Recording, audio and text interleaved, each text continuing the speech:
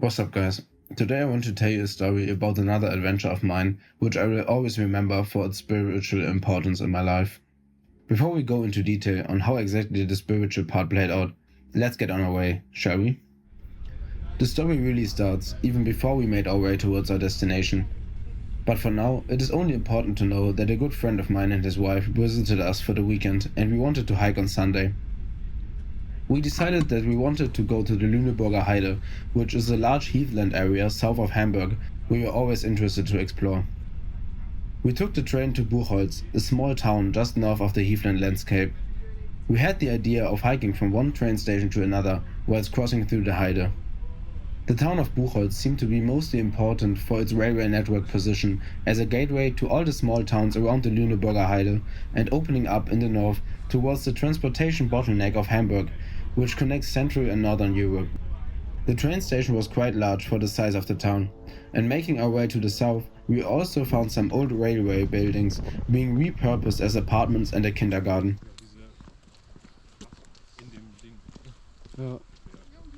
Shortly after that, we were able to spot the first pine trees typical for the heathland vegetation. Making our way down a small hill, we took a presumed shortcut and got lost for a moment. A friendly local was able to point us back on our path.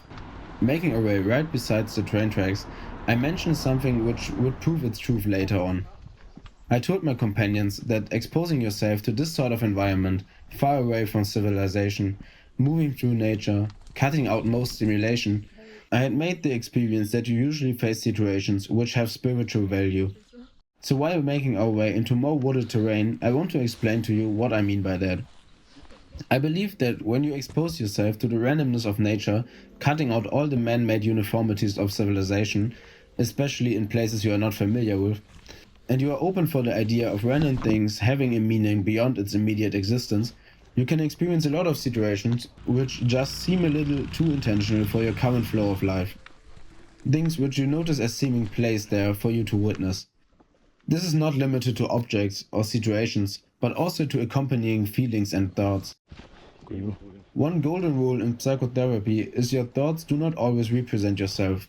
And sometimes in these situations, we can wonder why a certain situation causes a particular thought or emotion, which you can connect to something bothering you at the moment, or even to something in the future, which makes it seem like these situations are used by destiny to communicate its ways with you. That's the point where we want to look at what preceded this trip.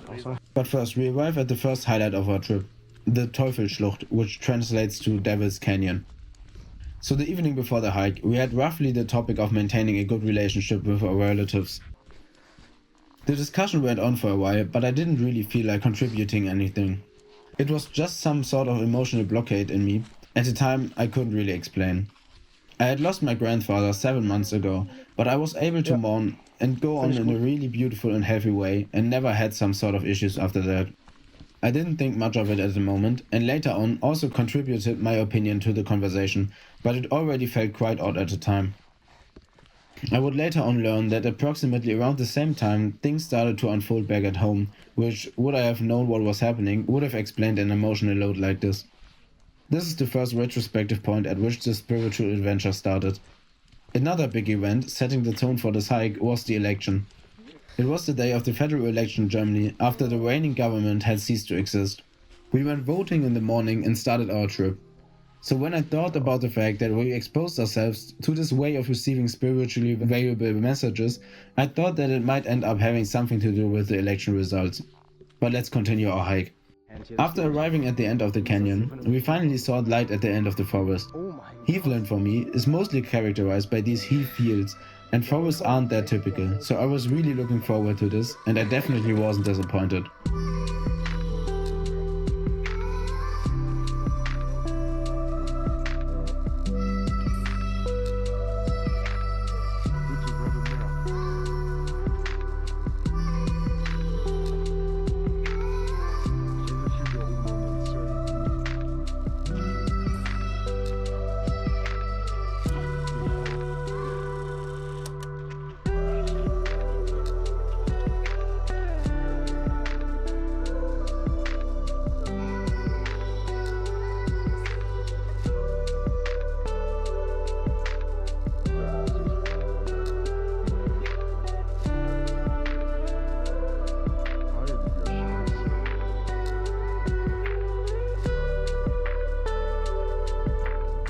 After a short break on top of this hill, we made our way down, realizing that time would most likely become a factor once again, as it is typical for my adventures by now. We had left our initial path and had to readjust. So coming up with an adapted plan, we went on hoping to find a good spot for the sunset and finally eating all the foods we had packed for a nature picnic. We had hoped to take a shortcut by following another path until we would meet our initial path again, but sadly this didn't really work out as planned. So we had to adjust our plan once again, aiming to go to the nearest spot with a view to get as much of the sunset as possible.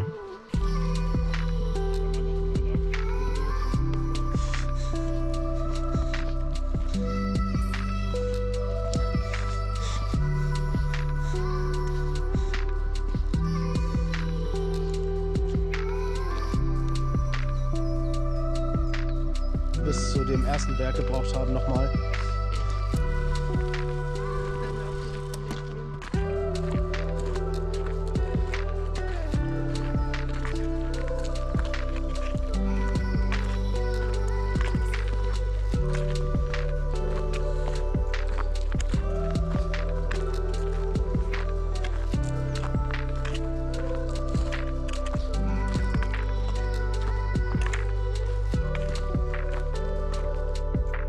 Sadly, the area we found was only open towards the opposite direction, but still made up for a beautiful play of colors. Sun had set about 1 hour before the election was over and results would come in, and also we wanted to get back to civilization before it was completely dark. This is where the adventure took its turn to what I will always remember it was. After packing our things and leaving our hiking staffs behind, we went back to a larger intersection with a lot of signs we had already passed through. We were still looking for our initial path to follow, but weren't successful yet. But coming back to this spot, we found it instantly, as if it had just been unlocked. We had the opportunity to take a shorter way towards the nearest train station, but we saw this as a sign, having just found the path again, to go to our initial destination, which was still 4 kilometers away. We were extremely excited for what the path would have in store for us and took all the new energy and motivation just to miss the first junction. Nein. Shortly after cutting off the camera, we heard an extremely disturbing scream, which no one of us could recognize as anything we had ever heard before, which made us continue our way with a little more pace than before. Our paranoia was then completely activated by what the path had to offer for us next. We arrived at a 4-way intersection, and the tree on which the path sign was attached had been knocked over. We were in a forest we didn't know, it was getting dark, and we had just heard a blood-curdling scream, and now we didn't know which way to continue. So I made the only reasonable suggestion in that situation. Leute, wir teilen uns auf. I argued that we had already passed so many wooden gates and were never supposed to go through one of them, even though it seemed like the most likely way to go. Of course, we had learned from all the horror movies we watched and didn't split up. We continued together past the gate and were relieved to find another sign after just a few hundred meters indicating that we were on the right path. But the damage was already done. We really wanted to get out of this forest as quickly as possible before it was dark. We locked in and picked up pace quickly, until seemingly out of nowhere, the friend of mine directed our attention towards something which seemed out of place. It was an old tree, or what was left of it, clearly marked by illnesses. The sign of our path was attached to it. It was then when I had the thought, which I will never forget. I thought to myself how sad it was seeing this old being, which had witnessed so much history, having succumbed to illness, just so we can now look at its remains. It was such a strong symbol of transience, which would further depress the mood we were in. So we tried to leave it behind quickly. Shortly after that, we finally found ourselves at the end of the forest, where there randomly was a camel farm in the middle of nowhere. We were extremely relieved and could still see some of the beautiful play of colors which hinted at the recently set sun. Making our way more and more back into civilization, we had a little encounter with a cat, which at first was willing to cuddle but then bit the hand of my friend. Animals are also an interesting spiritual aspect of these adventures, be it random domestic animals interacting with us, or stray and wildlife animals seeming like they are escorting us part of the way. I will make a video of my most intense spiritual adventure in the future, where the interaction with animals played a huge part in it. Soon after, we arrived at the train station. We had hoped that we could continue directly back to Hamburg, but we had to switch trains in Buchholz again. After realizing that the other train was delayed, we decided to continue with the first train, which would later bring us close enough to continue by public transportation within the city. This is when things started to come to a conclusion.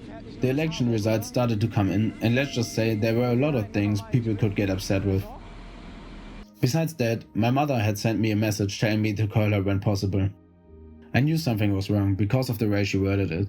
I answered her that the guest was still there and that I would call her tomorrow, but my mind wasn't put aside so easily. My first thought was that it had something to do with the election. My father volunteered at an election place and maybe he was subject to some sort of attack. I checked the news and thought that something like this would have been covered on all news outlets instantly, so I could calm myself down in this regard. And then my thoughts quickly focused on my grandmother. She was in her late 80s and already had pre-existing heart conditions. The uncertainty bothered me the rest of the evening. Luckily, I could get some sleep once we were back. The next day, I called my parents, which informed me that indeed my grandmother had been admitted to a hospital. It wasn't looking good. She was on the ICU and I wasn't able to visit her then. The doctors decided, because of the condition and her advanced decision, that there would be no treatment. She was transferred to a normal room so she could be visited, but there was not much left of her by then. The worst thing was that I had exams every few days and thus not much time. I had planned to visit her after the third exam under the condition that she would still be alive. I wrote the exam at 9 AM and called my parents at around 11 to ask if it was too late. She had passed away in the early morning hours. Because of the exams, I had to stay functional. I wrote another exam the day before her funeral and took the day off. It was a rainy day, and I was able to mourn and find my peace. I feel like there are still tears left to cry, but I have found new confidence in my ability to handle these emotions since my grandfather died just 7 months prior. Now they are both once again at each other's sides. May they rest in peace. I mentioned my most intense spiritual experience earlier. The message I got back then was that my grandfather was going to die. The experience, luckily, was a few years before it would actually happen. But it was really valuable for me, because I started to visit them more often, and thus had still used the limited time we had as much as possible. When this video is published, I will already be in Portugal, going on a hiking trip along the Way of St. James for 2 weeks with the same friend of mine and his wife. Trying to capture more adventures like these, I will take my camera with me, and you will definitely see a lot of content afterwards. So stay tuned for that. Thanks for watching.